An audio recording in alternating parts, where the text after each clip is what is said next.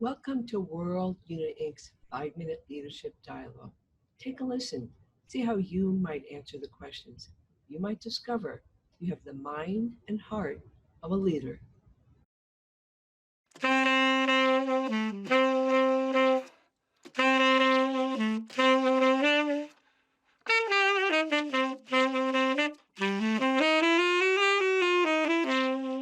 Good morning, Dr. Babineau. Thank you so much for being with us.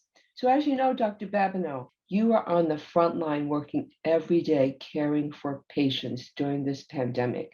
And then we have the racial divisions and global warming. How are you managing your stress and mental health? Well, thank you for asking. Good morning. It's really nice to be with you. Thanks for the opportunity. Yes, it's a good question. There's no question we are living in very, very stressful times. I take great comfort in my family. I'm blessed to have a wonderful wife. I've got two beautiful daughters.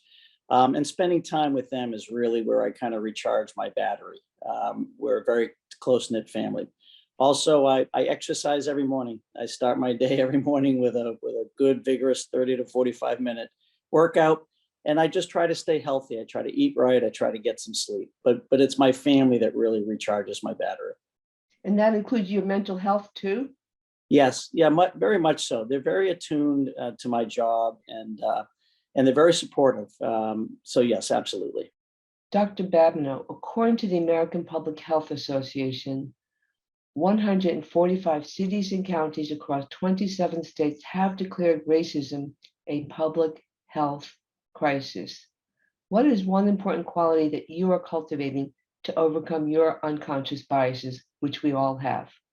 Yeah, good question. And I agree with that finding. At its core, racism is indeed a public health crisis. And I think when it gets framed in that context, it helps the dialogue, right? I think the biggest thing is simply to acknowledge that unconscious bias exists. It exists in society, and quite frankly, it exists in all of us, whether we like it or not. And personally, what I do is just try to recognize that in myself. I try to be an active listener when I'm in a dialogue on this topic. And I just encourage others, members of my senior team. And I would say, Sarah, that at least, at Lifespan and in my leadership team, we've made a lot of progress in this area in the last 12 to 24 months. It's really top of mind for my leaders. And I think we're making progress. I really do. That's excellent. And Dr. Babineau, it's been acknowledged that on social media and the internet, there's a lot of misinformation. So how do you discern what is true and what is fiction? That's another really good question, Sarah. I don't spend a lot of time on social media for just that reason. I'm not on Twitter. I know other CEOs are. I'm not a fan of social media for exactly the reason you stated. I tend to rely on trusted sources that have been helpful to me in my career, peer-reviewed journals, trusted news agencies. But again, you'll get differencing opinion on different news agencies. I try hard to reach out to knowledgeable people that I trust to get their opinion, to get their information. And then you just have to filter it. But you're right, there is a tremendous amount of misinformation out there. And I think that's fueling a lot of the strife in this country right now. But I tend to stay away from social media. Dr. Babineau, in life, we all have difficult decisions to make.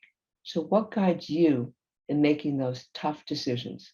Yeah, thank you. I think my career and training as a surgeon serves me quite well. So I was trained to make difficult decisions in the operating room, before the operating room. And what guides me is making sure the decisions I make are consistent with my core values, right? My core values of honesty and integrity, compassion, respect. And when I have a tough decision to make, I also sleep on it. If it doesn't require my immediate reaction, if someone doesn't need an answer right away, and usually people don't. They say they do, but they usually don't. I'll sleep on it. And I would say, 10 to 20% of the time, I'll wake up the following morning with a different decision and a better decision. Well, thank you so much, Dr. Babineau, for your answers. We wish you continued success, Dr. Babineau, in caring for the patients and in your DEI work. Sarah, thank you very much. Really great to be with you. And thank you for all you're doing in the space. You're a real leader, and I really appreciate everything you and your organization are doing.